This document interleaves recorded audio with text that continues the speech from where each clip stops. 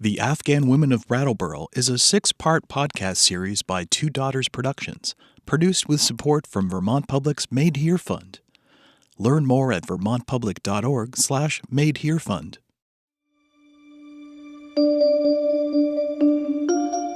Previously on the Afghan Women of Brattleboro. Before the Taliban, the life was good for me, for my family, because I had a good job with a good income, and once the Taliban came, everything got destroyed. I received a call like 10 a.m. and they told us, we will take you out from Afghanistan. You are not safe. Welcoming refugees is the compassionate thing to do. It's the right thing to do. The truth is, we need them.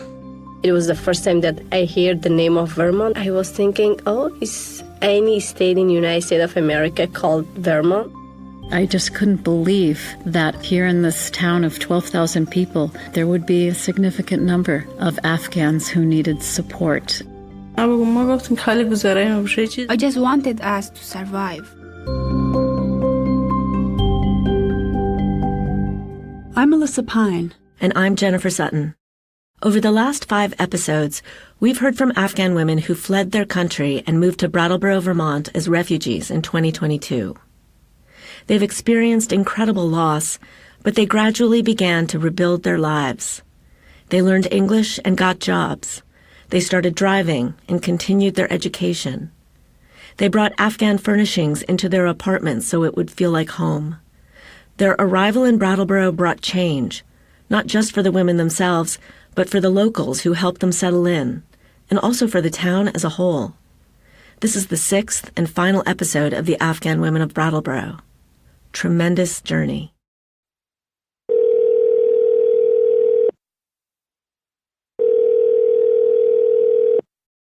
Hello. We heard from Laylama in our first episode. She got separated from her 10 children in the chaos at the Kabul airport in August 2021 as they were all trying to escape. She ended up in Brattleboro with only her husband. The two of them have gone through a long, complicated, and expensive government process to bring their kids to the U.S. They did everything they needed to do. In January 2025, they were just waiting for the final call for the kids to go to the airport and get on a plane. Then the federal government froze all processing of new refugees. For now, the children live at the family home in Kabul, and Layluma talks to them all the time on WhatsApp. The older siblings take care of the younger ones. This is Layluma's second oldest daughter. Yeah, now I'm busy. My sisters. I am 20. I have 5 children. My sister is my children. She's now mother. Layluma is laughing, but she's sad every day. She is safe in Brattleboro. She is in the U.S. legally, and her refugee status cannot be revoked. But like many other Afghans in Brattleboro, she's afraid she'll never be together with her family again.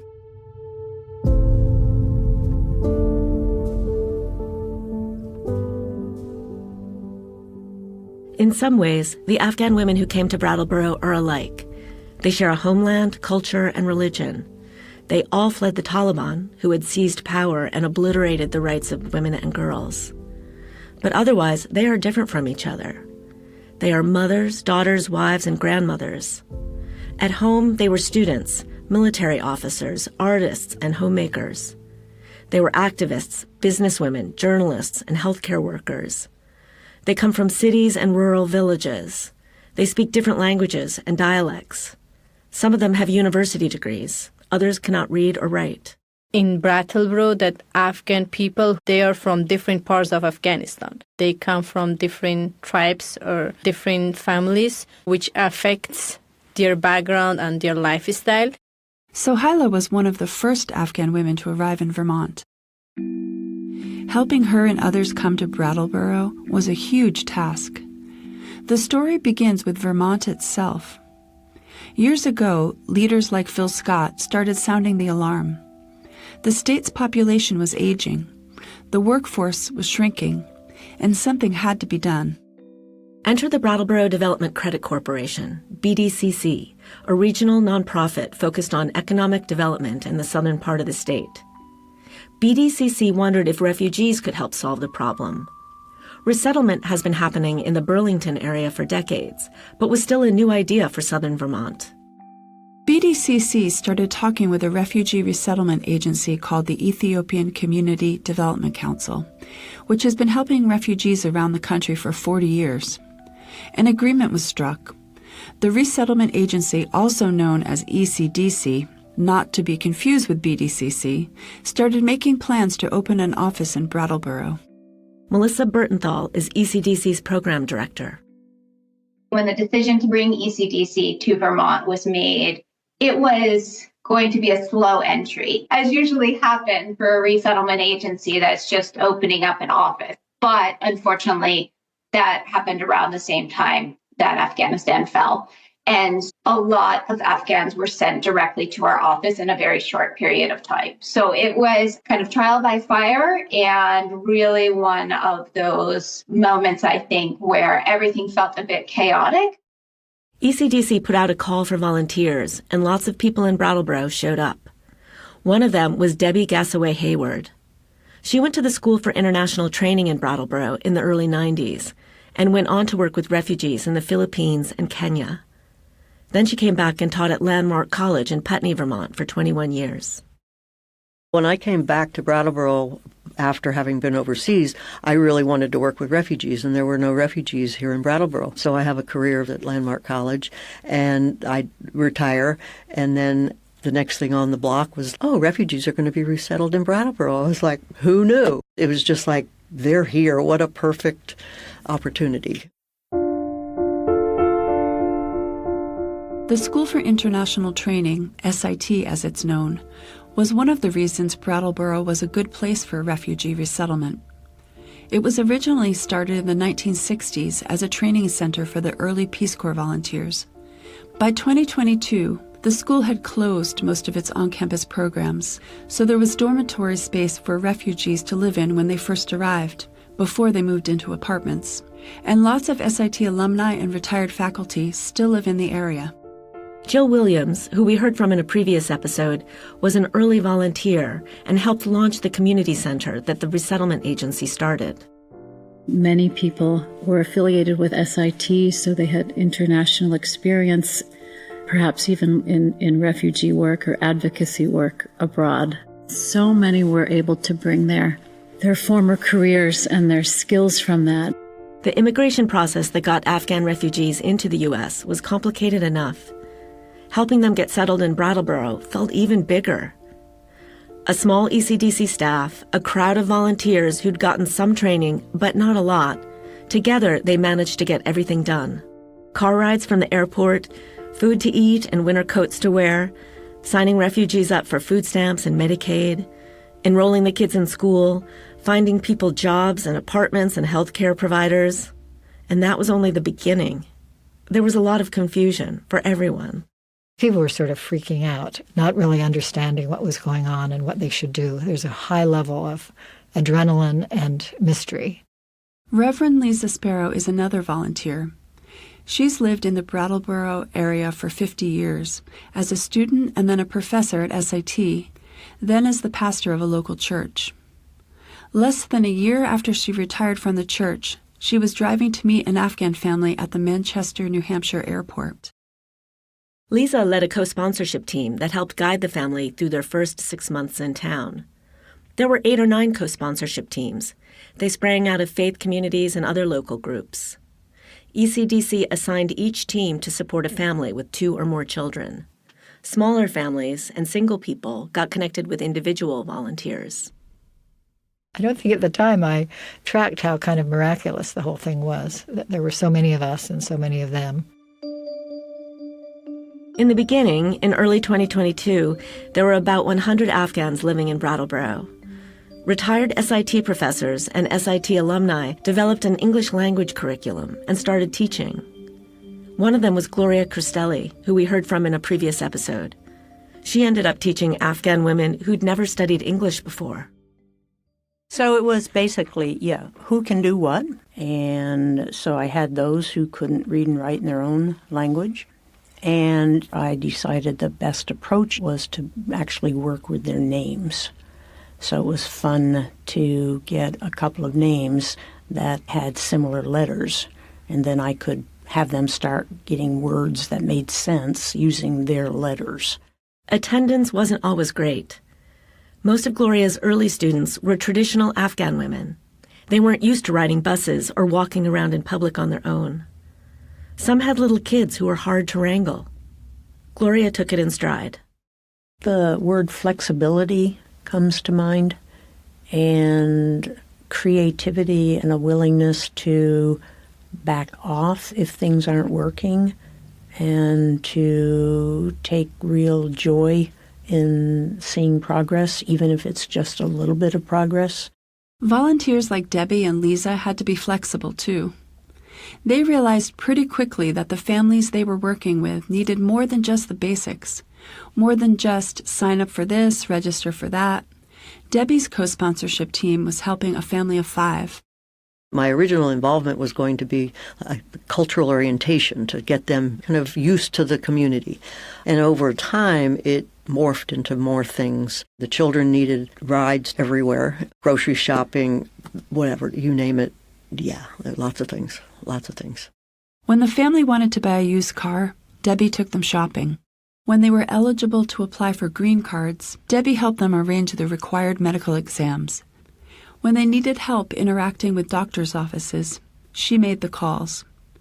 It took hours of her time, every week. You can't do this if you don't have time. And I think you have to know where your boundaries are. It was like, if I would do that for a friend, then I'm going to do it. And if I can't answer the question, would I do that for a friend, and the answer would be no, then I'm not going to do it. The Afghan family Debbie first connected with eventually moved out of Brattleboro, but she still volunteers almost daily with other refugees. She drives a few Afghan women to a food pantry in Putney most Fridays and hangs out with their toddlers while they shop. ACDC encourages volunteers to not do too much. Their goal for refugees is to become self-sufficient as quickly as possible. But Debbie likes making those trips to Putney. The women are non-literate, their husbands are working, and they have young children. They don't have any vehicle. And then it's like, well, should I keep doing this? If there was a friend that I had that had no wheels and they needed food, that I would do that for a friend. One of the women Debbie drives is Malika, who we heard from in our last episode. She talked about how learning English was important to her. But she eventually stopped going to class, partly because there were new students, and some were men. Malika comes from a traditional Afghan family and cannot be in a room with men without covering her face. That makes learning English even harder than it already is.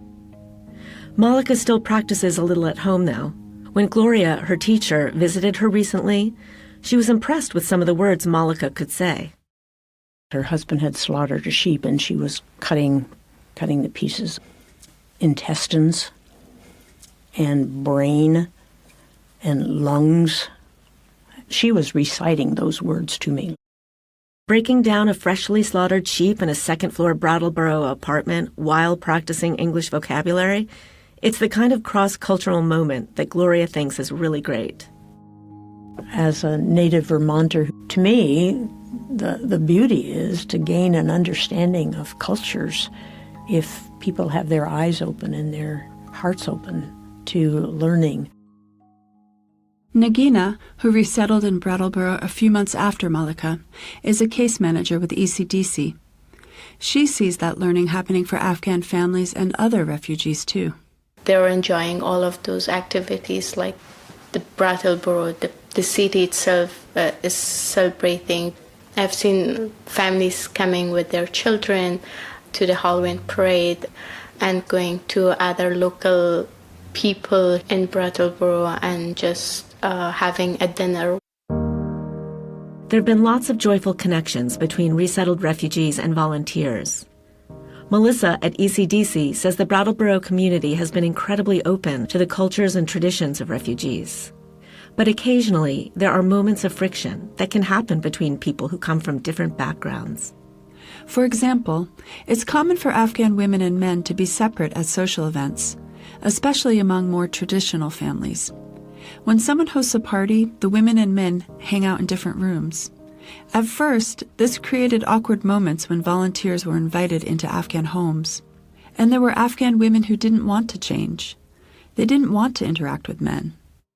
And so that dissonance that causes, I can imagine, is pretty profound because it's uprooting a whole upbringing and a cultural relationship that they've had with all the stories and ways that they've been told that they should go about within the world. Not every culture clash feels so fundamental. Some are just about daily life in the U.S., like getting to places on time. It's very nice that everyone is on time. On time. It's a very common thing in Afghanistan. If you're late 10 minutes, it's nothing. If you're late 1 hour, it's also nothing. But if it comes to like 2 hours, so it's a bit concerning. We do phone calls. Where are you? Sohaila served as a translator for many of her fellow refugees. She remembers how it took a lot of patience to begin closing the cultural and communication gap between refugees and community volunteers. It was really tough to deal with group of people who doesn't know anything about your culture. There have been times that one person canceled 3 dentist appointments, which was very important. But instead of being mad or anger at the family, the volunteer was really patient, which helped them to learn and teach them how the system works here. One of the systems that refugees have to learn is school. In February and March 2022, 18 new Afghan students enrolled in Brattleboro schools. Most didn't speak English. 13 students started at Academy School, the town's largest elementary school. Chris Spila is a 5th grade teacher there, and she remembers when the first Afghan students showed up. They were very fearful of all of us in the beginning. They thought we were going to hit them. That was a transition for them to realize that wasn't going to happen here. Chris and her fellow teachers assumed that all the Afghan kids would form a tight group of friends, that they'd depend on each other. It didn't feel that way at all, right from the beginning. The Afghan kids, they're used to school being a little competitive, and they want to outdo each other.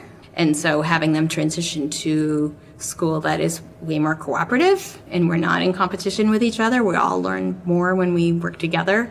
ECDC, the resettlement agency, continued to bring more refugees to Brattleboro over the next 3 years. That changed the environment for Academy School and its roughly 350 students.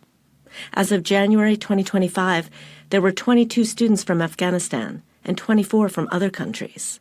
Together, they speak 13 different languages. It makes Academy School really rich, so I think this is the way to go.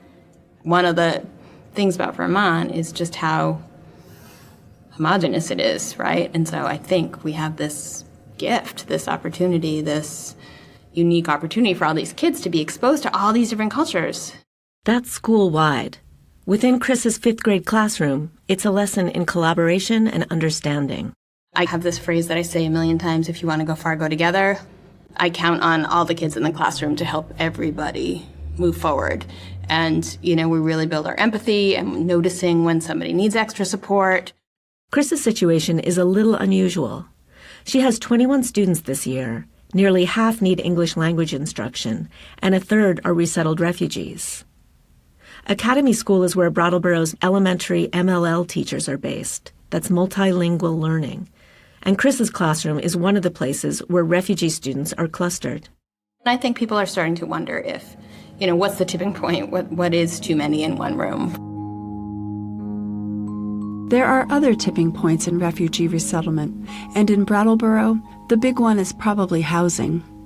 It's the same story across the country. It's really hard to find a place to live, and the houses and apartments that are available are really expensive.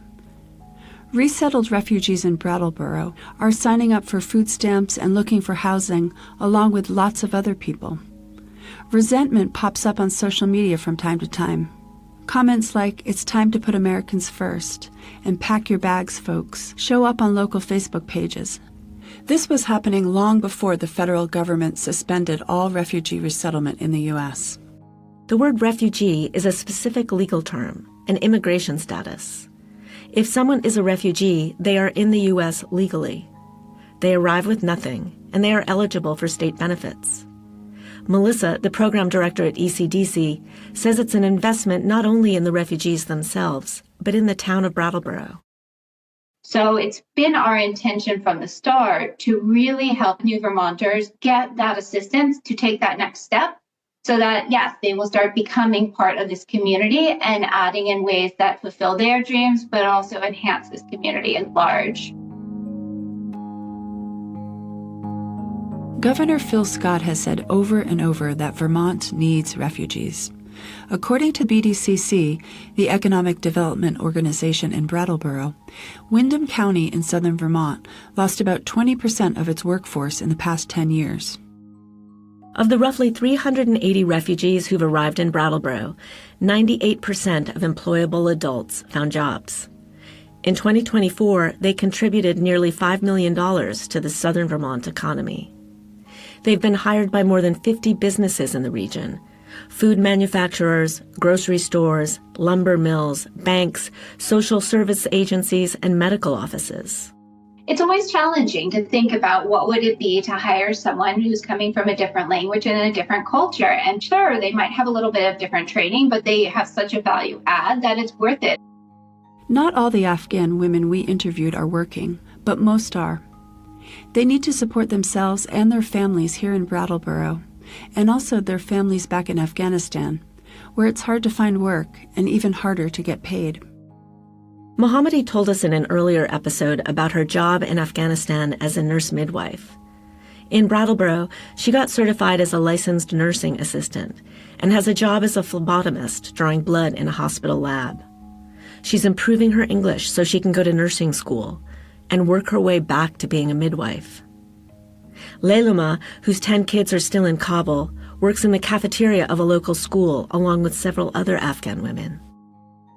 Kamala was a manager and trainer at a clothing manufacturer in Afghanistan and now works the night shift at a yogurt factory. She's also one of several Afghan women selling homemade food at different venues around town. Nagina and Sohaila are case managers in social service agencies, using their personal experience to work with refugees. There is a lot of change from the beginning up to now, and we are still learning. Every day we are learning. Brattleboro is learning too. The grocery stores have started to stock halal meat, which means it's been processed in a way that follows Muslim tradition. The public bus system, Southeast Vermont Transit, has expanded its service. The town Recreation and Parks Department opened the pool an hour early once a week, so Afghan girls could take swim lessons without boys present, which many Muslim families don't allow. Healthcare providers have adapted too. Now, when a resettled refugee goes to a medical appointment, they get offered an iPad connected to an online translator. The list goes on. The workers in Walmart, they went out of their way to be helpful. The women at the Putney food shelf, they email me now and they were like, well, what kind of food do the Afghan women want? What do they want? In episode 3, Sohaila said that if you have to start your life over, Brattleboro is a pretty good place to do it. Every Afghan woman we interviewed talked about all the help they'd gotten from the community and all the kind people they had met. The good thing about Brattleboro is very friendly. It's a small town where you can make friends, and also people are willing to make friends with the new neighbors. And they are really supportive. They'll just smile and say hi. Living in Brattleboro isn't for everyone. Of the nearly 200 Afghan refugees who resettled in Brattleboro, about a quarter of them have moved, both individuals and whole families. They sometimes leave for a job, but mostly it's to be closer to family or friends from home who have resettled someplace else. Hasina, who we heard from in an earlier episode, moved to California with her husband and 2 young daughters to be near relatives. Ziagul, who was a journalist in Afghanistan, got a new job in Tennessee, where she has friends. Brattleboro is small. The bus system has limits. Stores downtown close early. When refugees want specific foods they've grown up with, they often have to travel to Springfield, Massachusetts, or Albany, New York, to find what they're looking for. And it's more than just food. The hard things about Brattleboro is that not having a big Afghan community where they have built things and you learn from them. So you have to build everything yourself. In big cities like Texas, California, or Virginia, there are very big Afghan communities. They can do everything the way they want. Kind of a community where you can go anytime if there will be something you want to discuss or things like that. But we don't have such things here. A lot of small-town life has been good for refugees, though. In Brattleboro, most refugees live close to downtown, and they can easily get together.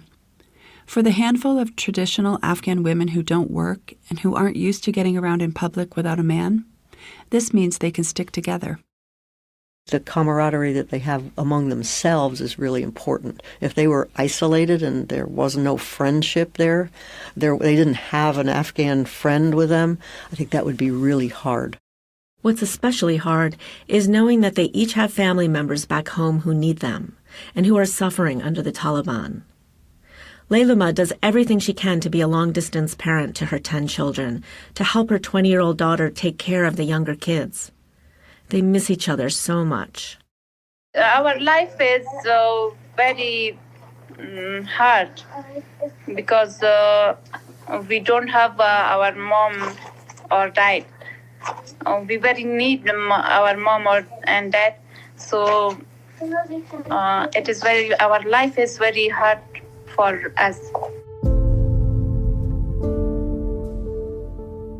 There has been so much anxiety among refugees, even those who already have asylum and green cards. 50 new refugees arrived in southern Vermont between October 2024 and January 2025, and they're especially scared. After losing federal funding, ECDC had to cut some of its programs, but its staff is working hard to support the refugees who are here. Sohaila, whose job in Brattleboro is to connect refugees with mental health services, said refugees are supporting each other too. She's seen fellow Afghans going outside their own circles to connect with new arrivals from Eritrea, Venezuela, and the Congo. When you are going to the Afghan gatherings, there are other refugees who are invited. So it seems that they really like each other, and also kids are doing the same school and they are friends there. So it seems that all the kids at school, moms and dads, they all get along very well, and they exchanged contact numbers on social media so they can visit each other. They are going to each other's houses, which is amazing. It's the kids who are making the biggest leaps. Seeing them, it's a big shock for me. Their language is native, and they learn how to play music. They know how to swim. They know how to skate. So many things. They have learned a lot. Sohaila was a democracy activist in Afghanistan. She came to Brattleboro wanting to go to grad school to study sustainable development, and she's still determined to do that. But she's got a lot going on. On top of her job as a mental health case manager, she was also helping ECDC with a program that connects U.S. colleges and universities with refugees. She also became Vermont's representative to the Refugee Congress, a national advocacy organization.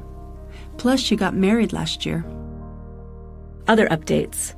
Neda, who was on Afghanistan's National Robotics Team for Girls, came to Brattleboro as a high school student. She spoke in an earlier episode about her love of astronomy and how she hoped to get a job at NASA someday. She's now a student at the University of Massachusetts Amherst. Malika and Selma, who at first didn't want to leave their apartments in Brattleboro, now put their toddlers in strollers and walk around downtown. They started going to a new English class. They joined a community garden with their husbands, which they never would have done in Afghanistan. Hasina, the young mother who moved to California to be closer to relatives, had a third baby. Ziagul, the former journalist who left Brattleboro for Tennessee, also had a baby, her first. She misses Vermont. People in Vermont, they wanted to help with you with everything. So I love Tennessee. I love Tennessee because I love my husband and I love my baby. Actually, I don't have many activities like in Vermont. So I just have my one job and I go work and come back home.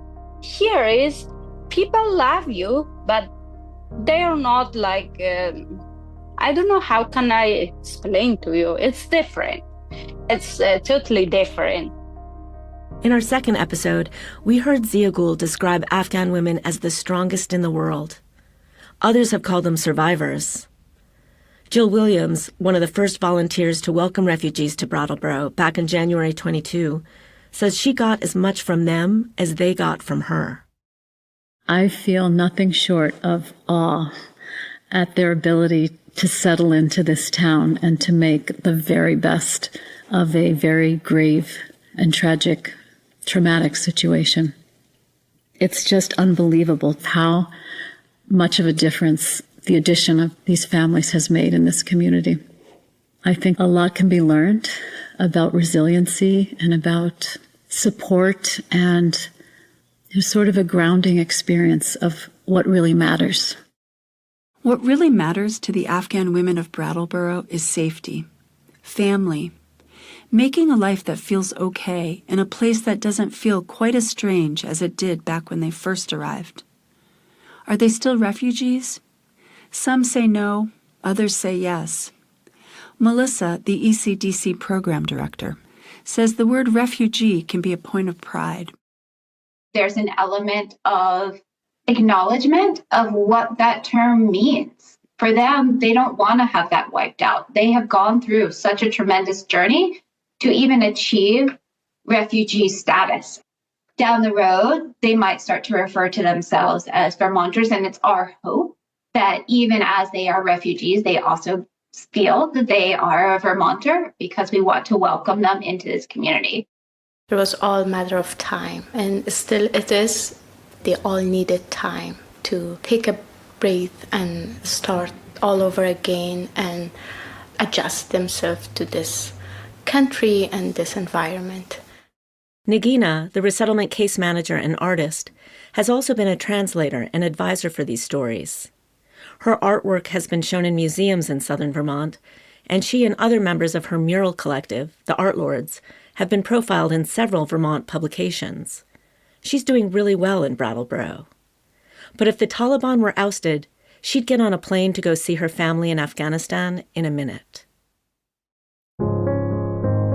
If the flag, the three colors of my flag, be waving on the mountains, yes. If my people feel safe and honored in that country, I would definitely go. I've lived there, I have worked there, I have pictured all of my dream there for myself, for my country, so it would be always in my mind and in my heart.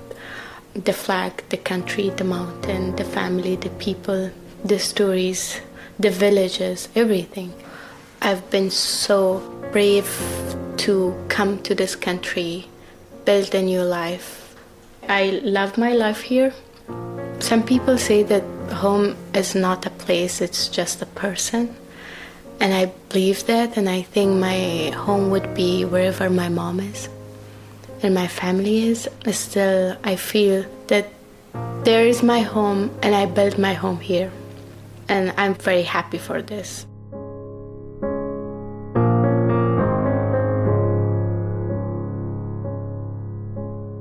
A few weeks after we finished producing these stories, the federal government began arresting and detaining immigrants all over the country. In April, the Department of Homeland Security announced that it would terminate what's called temporary protected status for thousands of Afghans in the U.S. Officially, this does not affect Afghans in Brattleboro. They are classified as refugees, which is a different kind of immigration status. Many of them have already been granted asylum, and some already have green cards, which allows them to live permanently in the U.S. But this targeting of Afghans by the American government adds another layer of stress to their lives. At the same time, though, we heard some good news about Laylama. Her 10 children had been living in Kabul without their parents for more than 3.5 years. But in early April, 9 of them were quietly escorted out of Afghanistan. The oldest, who's in her early 20s, is married with children of her own, so she had to say goodbye to her brothers and sisters and stay behind. Her 9 siblings were taken to another country that's being kept secret for security reasons. They're living in a safe house and going to school for the first time since the fall of 2021. They're being looked after by a chaperone who was hired by an ad hoc volunteer support team based in Brattleboro. The support team has one big goal: get the children's visas approved for travel to the U.S. and get them to Brattleboro so they can see their parents. Laylama is relieved to know that her children are safer than they were in Afghanistan, and that they're one step closer to being with her again. Now, all she can do is wait. The Afghan Women of Brattleboro is made by Two Daughters Productions, with financial support from Vermont Public's Made Here Fund, Vermont Humanities, the Wyndham Foundation, and the Arts Council of Wyndham County. Thank you so much to all the Afghan women who spent time talking with us. Our producing partner, translator, and all-around advisor is Nagina Azimi. Zia Gul Azimi helped launch the project and did the initial interpretation. Our voiceover actors are Drukshan Farad, Monishka Bidar, and Behishta Nikufar. Mastering by Dave Snyder. Thanks to Vermont Public for sharing their studio space in downtown Brattleboro. And special thanks to Jenny Schmidt for providing editorial advice. To learn more about this story and the other stories in this series, visit AfghanWomenofBrattleboro.org. I'm Jennifer Sutton. And I'm Alyssa Pine. Thanks for listening.